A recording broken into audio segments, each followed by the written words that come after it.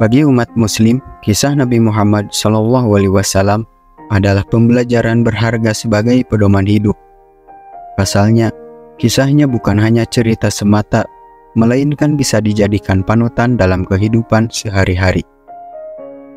Mengingat Nabi Muhammad SAW memiliki banyak sifat-sifat baik untuk diteladani. Sebagai utusan Allah Subhanahu wa Ta'ala, Nabi Muhammad SAW adalah nabi terakhir di dunia ini dan tidak ada satupun yang bisa menjadi nabi setelahnya. Apa yang membuat Nabi Muhammad SAW menjadi Rasul umat Islam? Mukjizat apa saja yang dimilikinya? Mari kita simak kisahnya.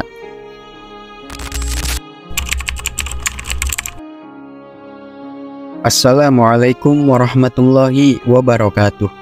Saat ini setiap tanggal kelahiran Nabi Muhammad SAW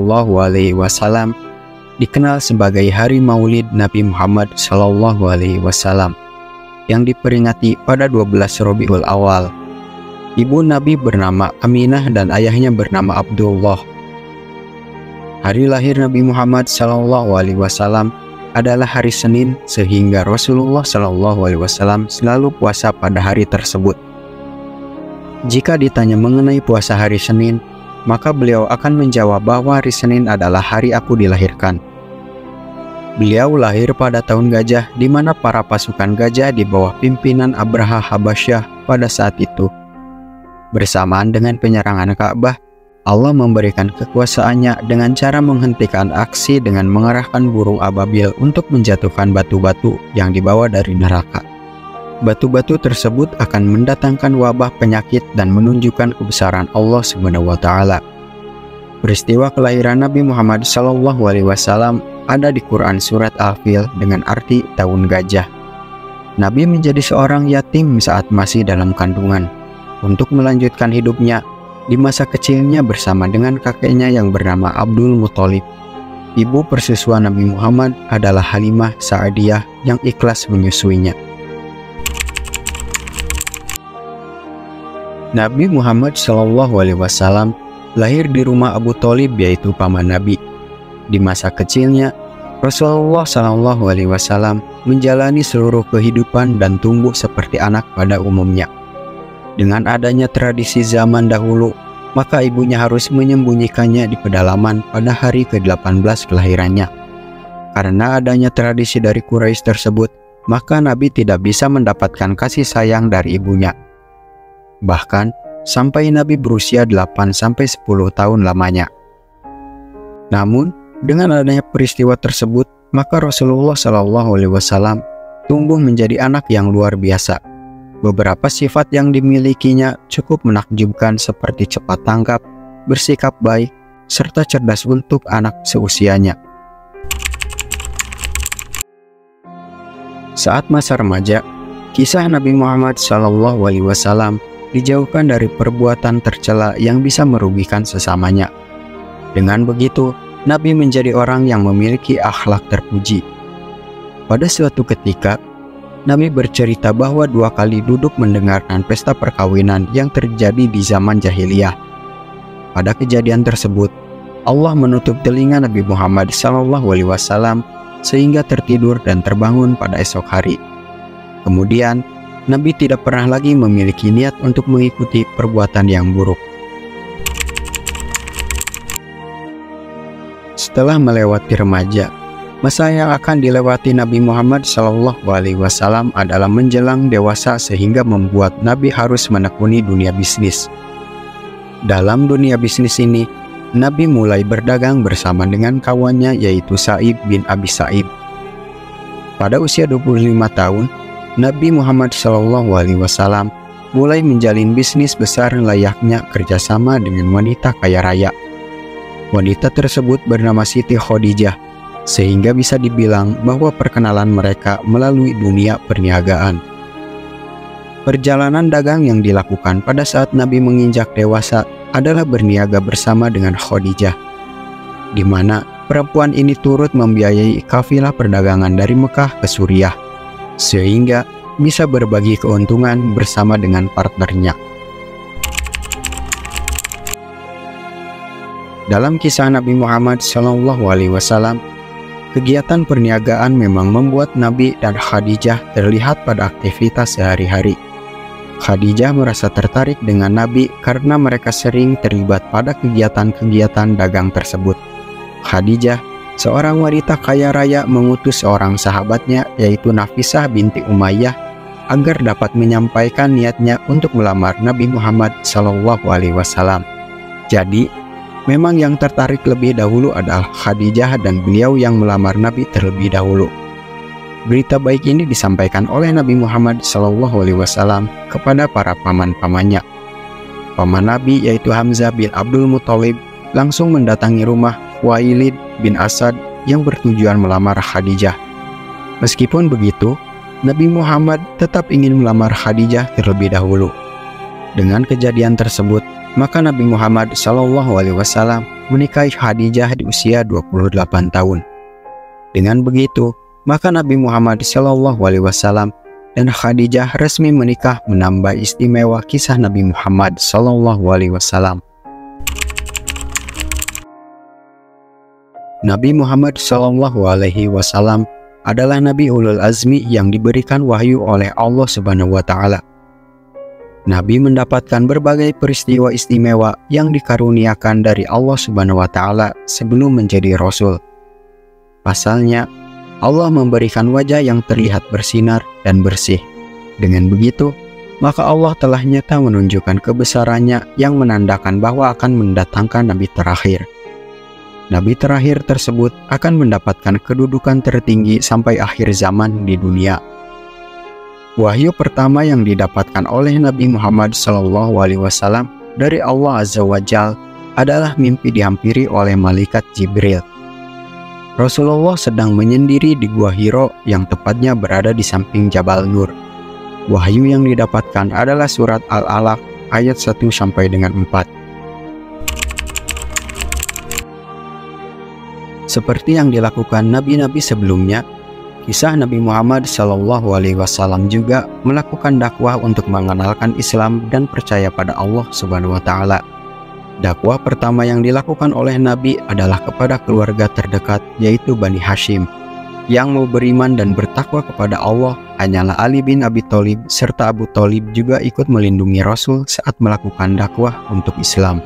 Dakwah yang dilakukan Rasul secara terang-terangan ini mendapatkan pertentangan keras dari kaum Quraisy. Banyak kaum yang menilai bahwa Nabi Muhammad SAW sudah gila, bahkan sampai dilempar batu dan kotoran ke tubuh Nabi. Paman Nabi yang juga ikut menentang adalah Abu Jahal dan Abu Lahab, serta tidak mendukung dakwah Nabi Muhammad SAW. Banyak kaum kafir Quraisy yang juga menentang dakwah Rasulullah SAW, sehingga paman yang ikut menentang tersebut banyak mengintimidasi pengikut Nabi. Banyak yang khawatir jika dakwah yang diajarkan oleh Nabi Muhammad SAW akan merusak penyembahan berhala yang sudah dilakukannya sejak zaman nenek moyang.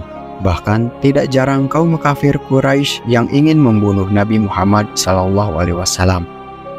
Ada juga kaum yang rela memberikan uang kepada Abu Thalib agar Rasul wafat, dan banyak rencana-rencana pembunuhan yang melibatkan orang luar. Dengan begitu, maka akan tetap menjaga persaudaraan tanpa memecahkan perang saudara. Seperti yang sudah dikenal mengenai sahabat Nabi Muhammad SAW, Abu Bakar salah satunya yang tidak berada di Madinah saat peristiwa menyedihkan. Wafatnya Rasulullah SAW bersamaan dengan turunnya wahyu terakhir, yaitu Quran Surat Az-Zumar ayat 30. Sesungguhnya kamu akan mati, dan sesungguhnya mereka akan mati pula.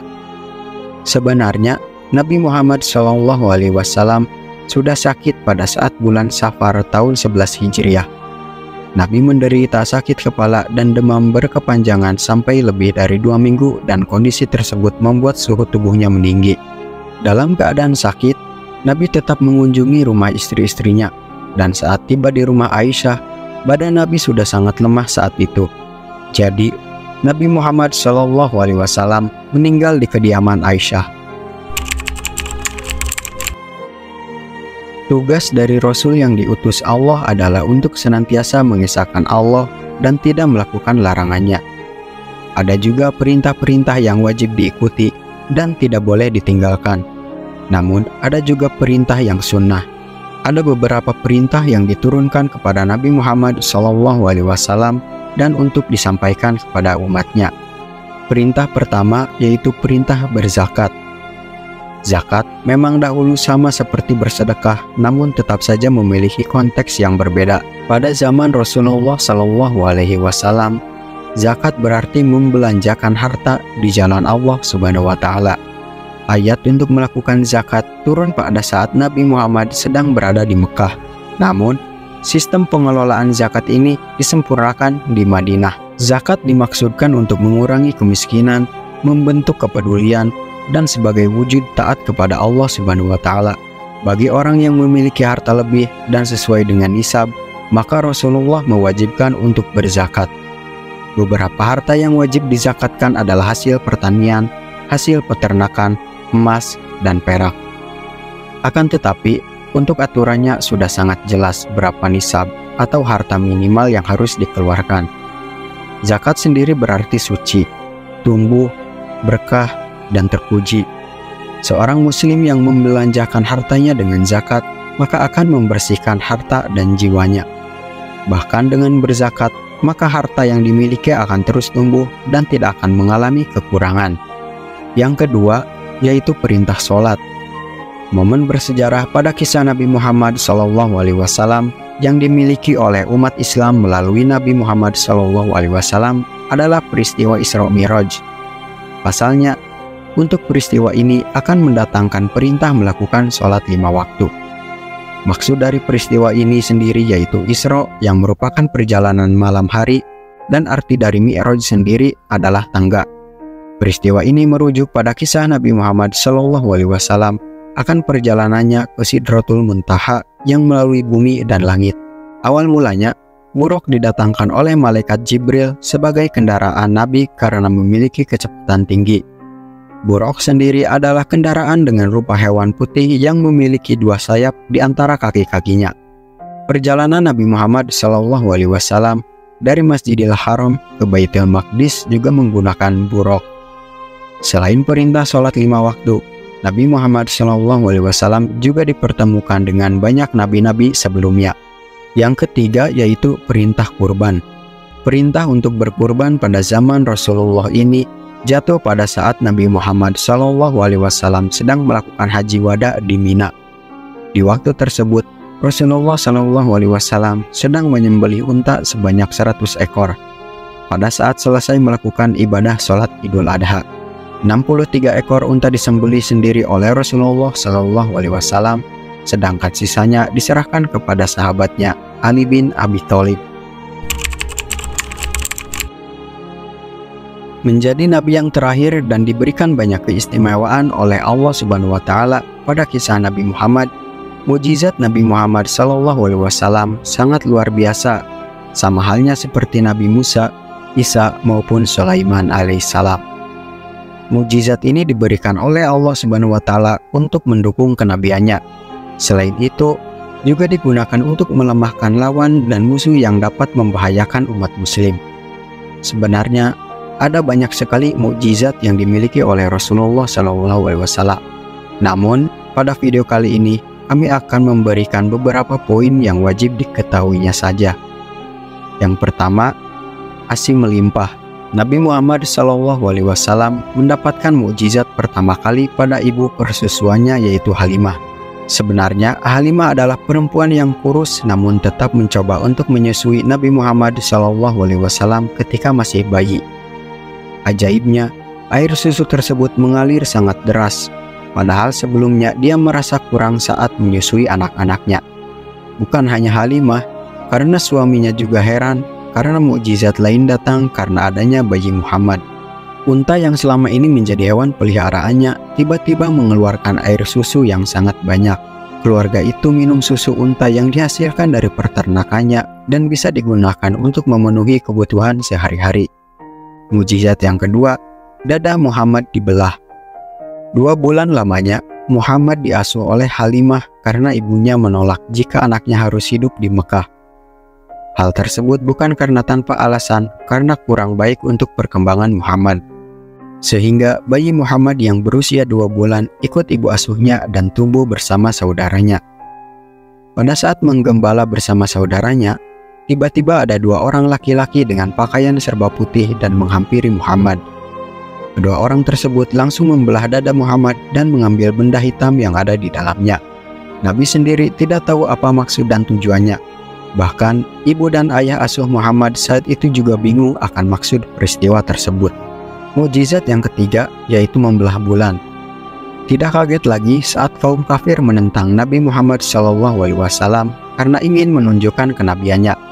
Rasulullah atas izin Allah Subhanahu wa taala menunjukkan kebesaran Allah Subhanahu wa taala dengan cara membelah bulan.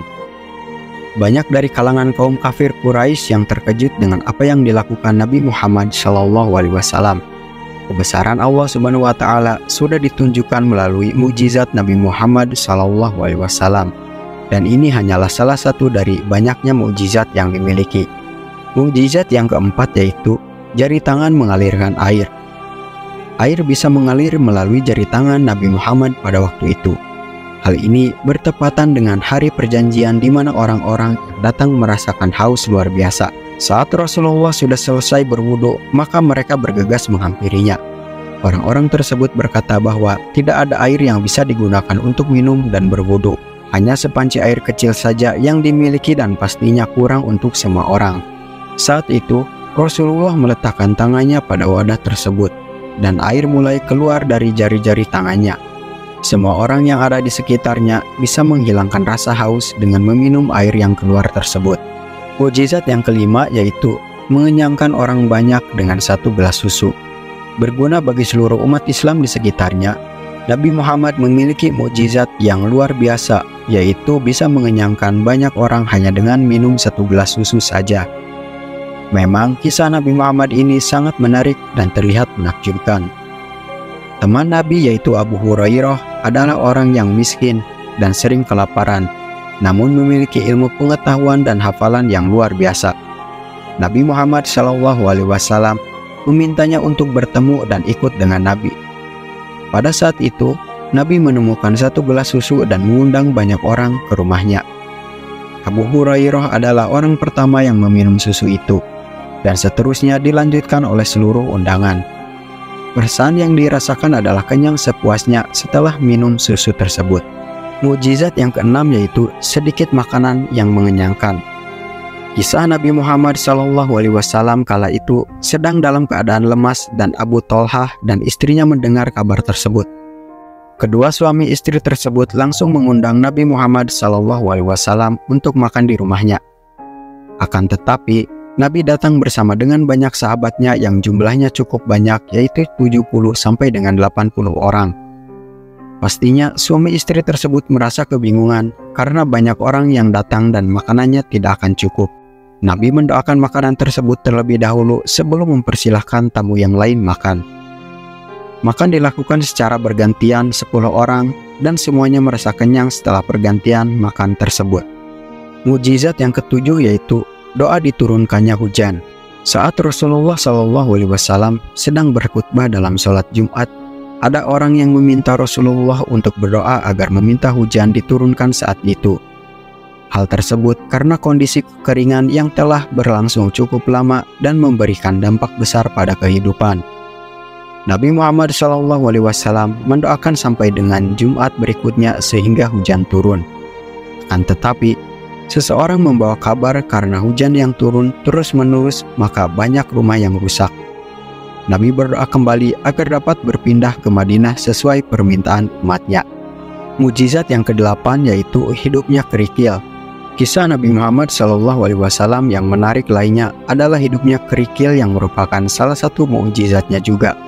Hal tersebut terjadi pada saat Nabi Muhammad bertasbih menggunakan batuan kecil di tangannya. Mukjizat yang ke-9 yaitu pelepah menangis. Rasulullah SAW memiliki kebiasaan untuk berkhutbah bersandar pada pelepah kurma. Pada saat sudah ada mimbar untuk berdakwah, maka pohon bekas sandaran Nabi tersebut menangis seperti unta yang sedang melahirkan. Kemudian, Nabi mengusapkan tangannya ke permukaan pelepah tersebut, menghampiri dan meletakkan tangannya, lalu pelepah tersebut terdiam. Mukjizat yang ke-10 yaitu mengobati sakit mata. Ali bin Abi Thalib, sahabat Nabi yang menjadi pemegang bendera kala itu, mengeluh sakit mata. Kemudian Rasulullah memanggil Ali dan meludahi matanya. Mukjizat yang diberikan Allah adalah sakit mata Ali langsung sembuh dengan waktu yang cepat. Bahkan penyembuhannya terlihat bahwa Ali tidak pernah sakit mata sebelumnya. Mukjizat yang ke-11 yaitu peristiwa Isra Mi'raj. Peristiwa penting dalam kisah Nabi Muhammad SAW adalah Isra Mi'raj, yang merupakan awal dari perintah sholat 5 waktu untuk para umat muslim. Perjalanan yang dilakukan oleh Nabi Muhammad sangat menakjubkan karena bisa mengunjungi Sidratul Muntaha melewati bumi dan langit.